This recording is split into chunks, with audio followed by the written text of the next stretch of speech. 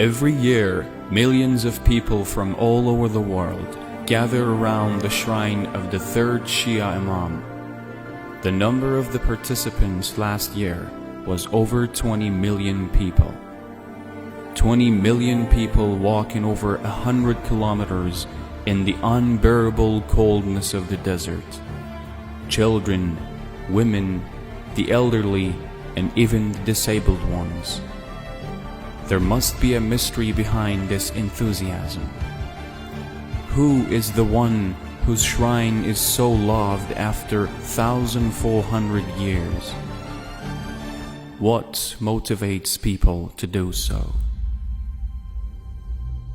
The situation in the Islamic world was such that the wrong, in an Islamic disguise, was ruling over the country and the people.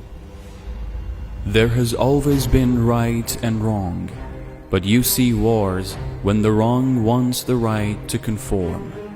Now this has happened and the right needs to make a decision. Hussein ibn Ali had only two options.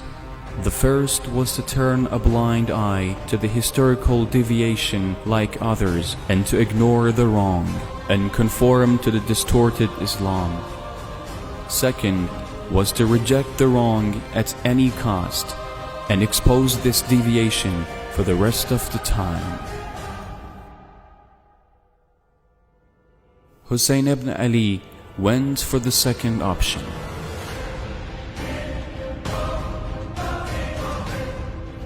He takes his family with him. Therefore, a great sacrifice is on the way. The morning of the promised day, the wrong with hundreds of warriors stands in front of the right, with an army of less than 100.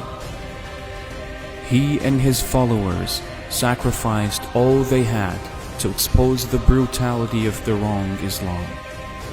From the moment that the war began, every second, the wrong Islam was exposed and the right Islam was revealed.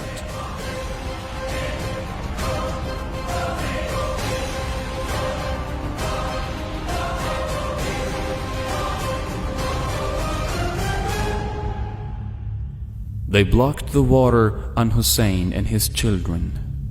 When he asked for water for his 6-month-old infant, they responded with a sharp arrow. He asked them for a prayer's break. They attacked his warriors while praying. The water-bearer of his army was thirsty until the last moment. He sent his own son before others for fighting. His companions and fighters were killed one by one until Hussein was left alone. His oppressed voice has echoed throughout history when he called, "Is there anyone to help me? Is there anyone to help me?" And now it was the time to sacrifice himself for the sake of freedom from oppression. After him, calamities did not stop. They burned the tents and imprisoned the survivors.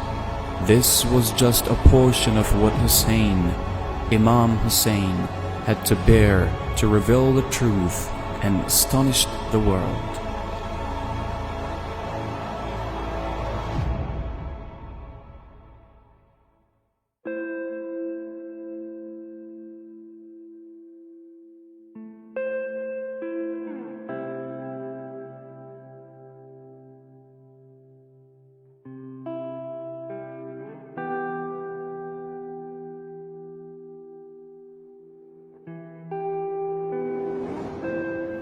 That is why every year a lot of people walk the long distance to Karbala with their children to mourn the 40th day of his martyrdom.